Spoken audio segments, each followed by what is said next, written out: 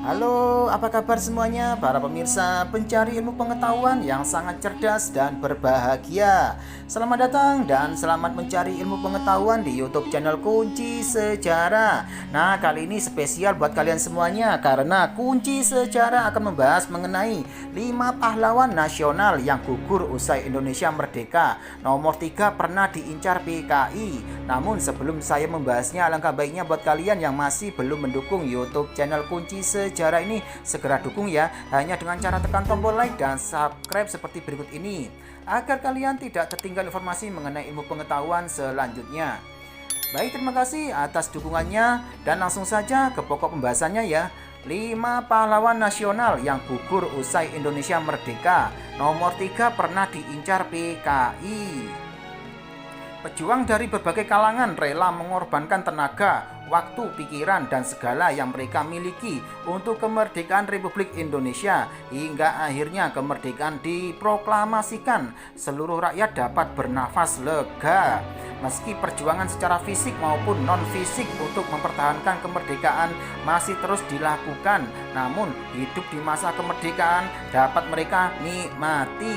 Berikut 5 pahlawan nasional yang gugur setelah Indonesia merdeka, dilansir beragam sumber. Yang pertama, Sultan Muhammad Amin Nasution.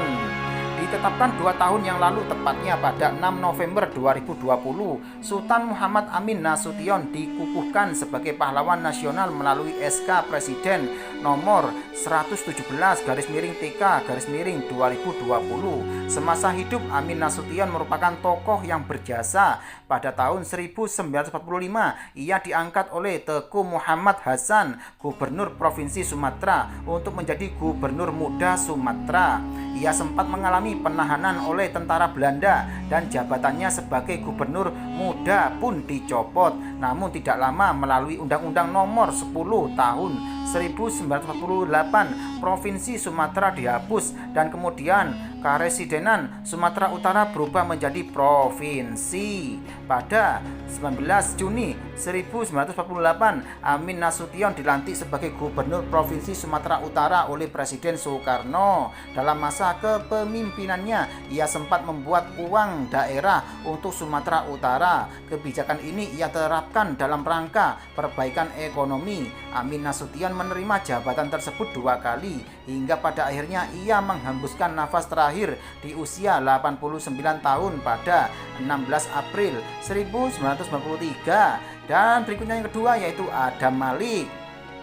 Sejak usia muda, Adam Malik sudah memiliki semangat yang membara dalam memperjuangkan kemerdekaan negaranya.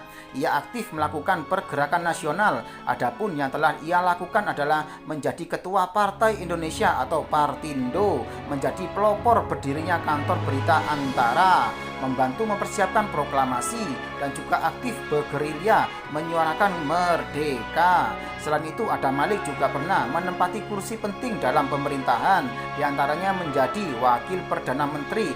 Ia juga merupakan orang pertama yang dipercayai menjadi Ketua Majelis Umum PBB serta pelopor dari ASEAN.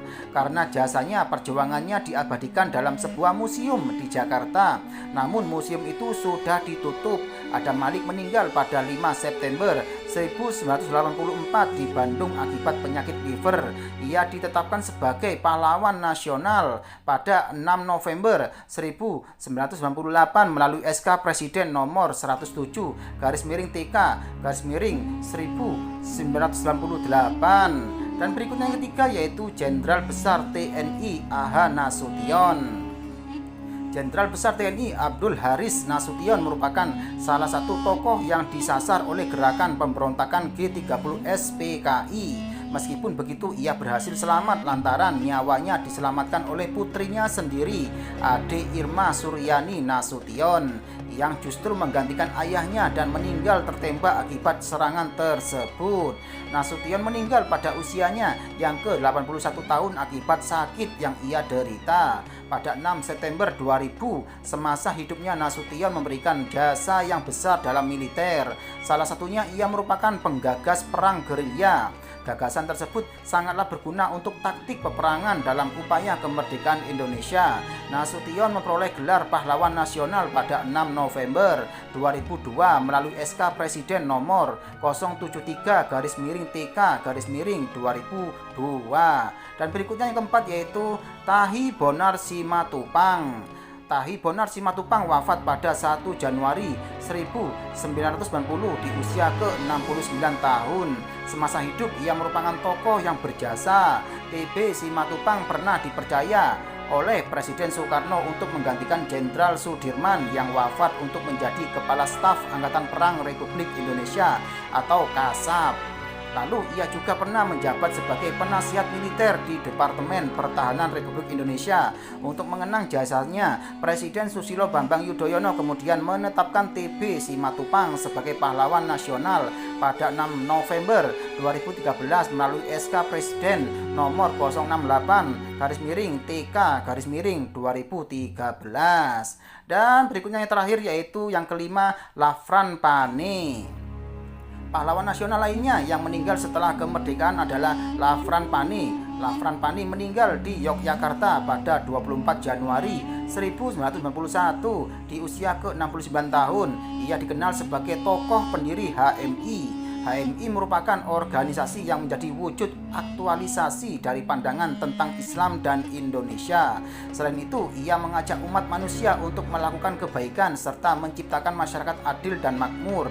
Karena organisasi ini terbentuklah Persatuan Umat Islam yang mengikis gerakan fanatisme melalui SK Presiden nomor 115-TK-2017. Lafran Pane ditetapkan sebagai pahlawan nasional oleh Presiden Joko Widodo. Nah, demikianlah penjelasan dari YouTube channel mengenai 5 pahlawan nasional yang gugur usai Indonesia merdeka. Semoga bisa menambah ilmu pengetahuan buat kalian semuanya ya. Dan jangan lupa selalu simak YouTube channel Kunci Sejarah ini setiap harinya agar kalian tidak tertinggal informasi mengenai ilmu pengetahuan berikutnya. Sekian, terima kasih, semoga bermanfaat.